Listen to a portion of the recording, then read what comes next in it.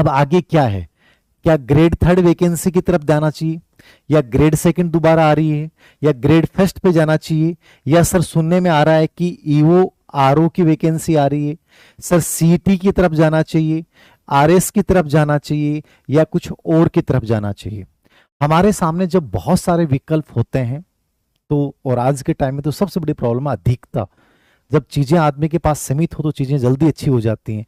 आप लोगों के साथ क्या है, एक तो डिसीजन पावर तुम लोगों का खत्म हो गया, सोशल मीडिया ने खत्म कर दिया है, कंपैरिजन ने खत्म कर दिया है, और जो मेंटर है मेरे जैसे वो लोग भी आपको कंफ्यूज कर देते हैं। सब बढ़िया बढ़िया वीडियो बनाते हैं, आपको लगता है यार ये सही कह रहा है वो कह रहा है, आप खुद को तो सुनते नहीं हो, दूसरों की ज्यादा सुनते हो, इस वजह से आपके डिसीजन पावर खत्म हो गई।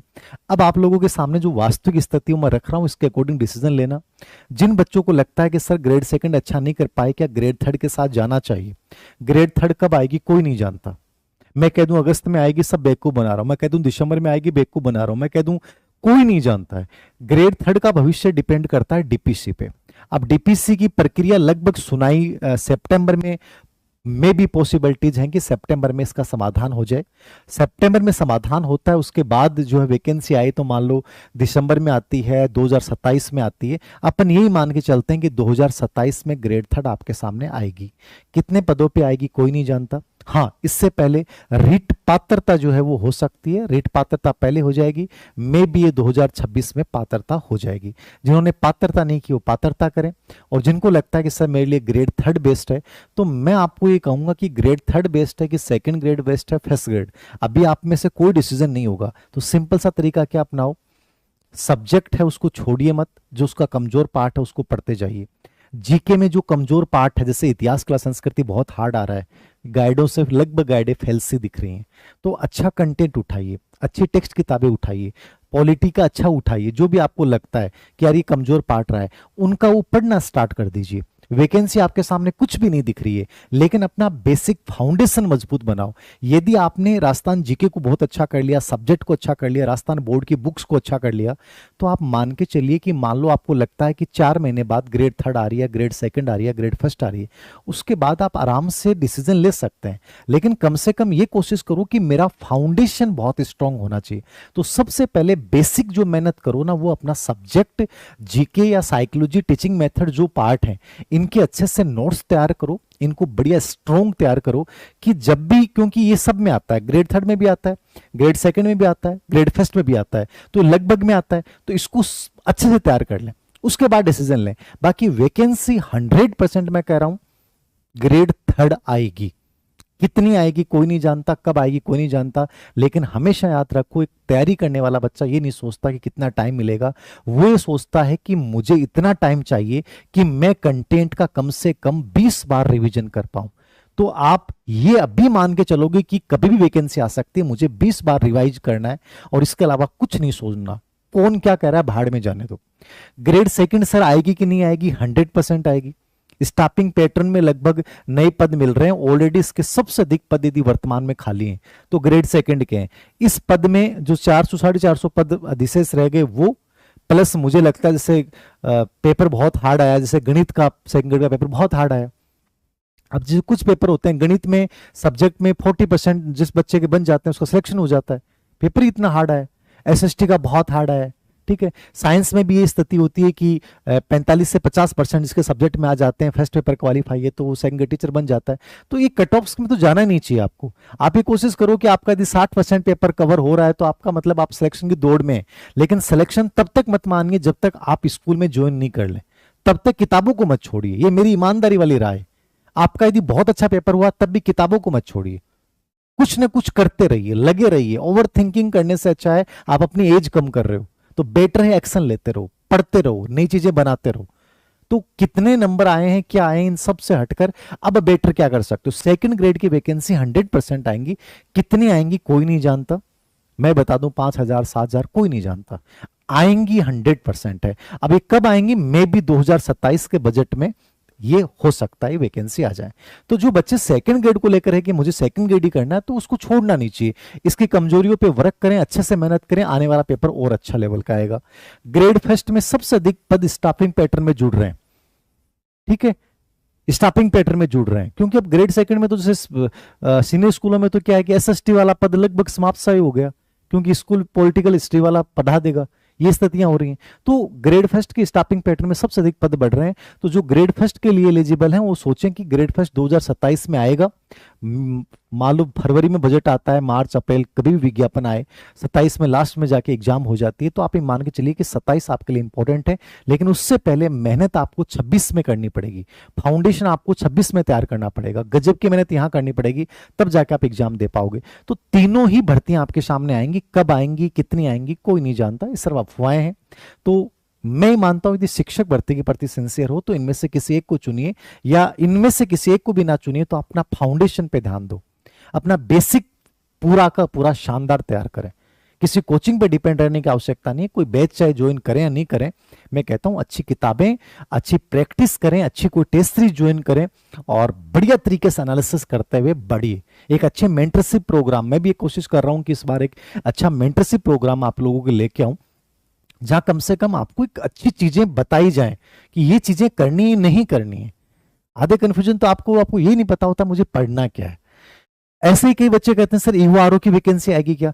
अभी ईओआरओ की वैकेंसी आती है तो भी कितनी आती है, बहुत कम आती है। ईओआरओ का एक माहौल चल रहा है और मैं कहूंगा ईओआरओ की वैकेंसी आई नहीं है, क्या बनेगी संभावना, सिलेबस चेंज होगा कोई नहीं जानता है। जो ईओआरओ के ऊपर बच्चे उम्मीद लगा के बैठे हैं ईओआरओ ही करूं, मैं कहता हूं उनको पहले आरएस की करनी चाहिए। यदि वो आरएस प्री की प्रिपरेशन करते हैं तो ईओआरओ की ऑटोमेटिक हो जाती है। आरएस प्री की करते हैं तो आपको बाकी भर्तियों की सीईटी वगैरह इन सब की तैयारी हो रही है। आरएस की तैयारी करने वाला बच्चा लगभग ईओआरओ में सिलेक्ट होता है। सब नगर पालिका वाले तो डिफरेंट बच्चे का, बाकी तो यही है। तो आप ईओआरओ की वैकेंसी आई नहीं है, आरएस प्री की डेट आ चुकी है, तो बेटर ये है कि आपको आरएस की करनी चाहिए, ना कि ईओआरओ के कोर्स खरीद के बैठ जाओ। ये तो कोचिंग वालों का तो काम है, हम लोगों का तो काम यही है कि ईओआरओ की भर्ती आ रही है, ले लो कोर्स ले लो कोर्स। अरे नहीं, दिमाग ये लगाओ कि यदि मैं आरएस की करता हूं तो क्या पता आरएस भी हो रही है, और आरएस की हो रही है तो ईओआरओ की ऑटोमेटिक हो रही है। तो वो चीज पे खेलो ना जो सामने अभी आई नहीं, उससे पहले कोचिंग वाले माहौल बना देते हैं और आप उलझ जाते हो। तो बेटर है इसकी करो, इसके साथ ऑटोमेटिक इसकी हो जाएगी। कि बच्चे सीईटी दें कि नहीं दें, सीईटी यदि आपको लगता है मुझे अधिनियम सेवा चयन बोर्ड की उन भर्तियों को देना है तो आप दीजिए, और आपको लगता है नहीं मुझे टीचर के अलावा सोचना नहीं है तो सीमित विकल्प के साथ जाना बेटर है। बाकी सीईटी का फॉर्म जरूर भरिए, और हो सकता है आप यदि फाउंडेशन तैयार कर लेते हो सीईटी आपकी वैसे ही हो जाती है, दोनों दीजिए, हो जाएंगी ऐसे ही। क्योंकि कॉन्फिडेंस ज्यादा आता है जब आप तैयारी नहीं करते हो चीज की, तो ज्यादा अच्छा पेपर होता है। ऐसे ही आरएस वाला मैंने बताया कि जिनको लगता है कि ऑलरेडी जॉब में है और जिनको लगता है कि आरएस का सिलेबस मेरे अनुकूल है तो इसकी तैयारी कीजिए। सिंपल सी बात होती है, जब कोई चीज का डिसीजन लेना होता है सबसे पहले अपने इंट्यूशन को सुनिए, भगवान की आवाज होती है, उससे अच्छा कुछ भी नहीं हो सकता। आपको खुद को पता चल जाएगा कि मेरे लिए सबसे बेटर क्या है। पहले उस आवाज को लिखिए कि मुझे लगता है कि मुझे इसकी तैयारी करनी चाहिए, फिर आप देखिए कि यार मुझे इसकी क्यों करनी चाहिए, पॉजिटिव पक्ष क्या है, नेगेटिव पक्ष क्या है। पॉजिटिव पक्ष ज्यादा आते हैं, 60% से ज्यादा आ रहे हैं, इसका मतलब आपके लिए वो सबसे अनुकूल है। मेरी राय माने नहीं माने, उस पॉजिटिव डिसीजन को सुनिए, अपने इंट्यूशन को सुनिए। भगवान आपको 4 अवसर देता है, ये 4 अवसर यदि गंवा दिए 5वां नहीं मिलेगा। इन 4 अवसरों को ढंग से पहचानिए कि मेरे लिए सबसे बेस्ट क्या हो सकता है। तो पहले उसका एनालिसिस करो, उसके बाद एक डिसीजन लो, और डिसीजन लेने के बाद उस डिसीजन को सही साबित करने के लिए अपनी पूरी ऊर्जा झोंक दो। ये ही डिसीजन लेने का और उसको सही साबित करने का तरीका है, बाकी कोई तरीका नहीं है। जितने यूट्यूब पे वीडियो देखोगे, जितने लोगों से बातचीत करोगे, उतने ही कंफ्यूजन बढ़ते जाएंगे। खुद को लगने लग जाएगा यार मैं करूं किसकी, कोई कहेगा ग्रेड 3 कर, कोई कहेगा ग्रेड 2 कर। मतलब मैंने ऐसे बच्चों को देखा है जिनका क्या किसकी तैयारी करो, ईओआरओ की। मैंने कहा कब वैकेंसी आई, बोले सर वैकेंसी आने वाली है बस, और हमने तो कोर्स ले लिया। मैंने कहा सिलेबस चेंज हो गया, तो बोले वो क्या दिक्कत है सर। मतलब बिना भर्ती के आप तैयारी करना स्टार्ट कर देते हो। ठीक है, हो सकता है पद आएंगे कि नहीं आएंगे, थोड़ा सा दिमाग लगाओ, जिसकी ऑलरेडी आपने प्रिपरेशन की है उसी से जुड़िए, उसी को कंटिन्यू आगे कीजिए, और कभी भी हमेशा बड़ी भर्ती को चुनिए, छोटी वाली भर्तियों की तैयारी ऑटोमेटिक हो जाएगी। ये कुछ चीजें आपको खुद को अच्छे डिसीजन लेने पड़ेंगे, ना कि सोशल मीडिया पे सुनकर अपने तय करें कि यार ये मेरे लिए बेटर है कि खराब है। ये मेरे अकॉर्डिंग कुछ बातें थी जो शायद आपको समझ में आएगी, और बाकी जिनके 40% नहीं बन रहे हैं मैं उन बच्चों को ये कहूँगा डिप्रेशन में आने की आवश्यकता नहीं है। कई बार बहुत अच्छी तैयारी से भी सिलेक्शन नहीं होता, मैंने ऐसे बच्चों को देखा है, और कई बार नॉर्मल तैयारी से भी 40% ज़्यादा नंबर बन जाते हैं। क्यों नहीं बने, उनका कारणों को खोज कीजिए और दोबारा से जुड़ जाइए, क्या पता आपके लिए बढ़िया हो। कई बार खराब से खराब हो जाना, उसमें भी कुछ ना कुछ अच्छा संकेत छुपा होता है ईश्वरीय। तो उस चीज को मान के उसको छोड़िए मत कि घर वालों ने कह दिया बेटा कुछ नहीं होना, तेरी किस्मत बहुत खराब है। ये सब बकवास कॉन्सेप्ट है। मैं फिर कह रहा हूँ, मेहनत को जारी रखिए, चाहे जितनी खराब हालात हो, 4 घंटे पढ़ा जाए, 5 घंटे पढ़ा जाए, चाहे जॉब करना पड़े, लेकिन यदि आपने 4 या 5 साल किसी भर्ती को दिए हैं तो मेरे अनुसार उसको छोड़ देना बीच रास्ते में ये सबसे अधिक मूर्खता होगी।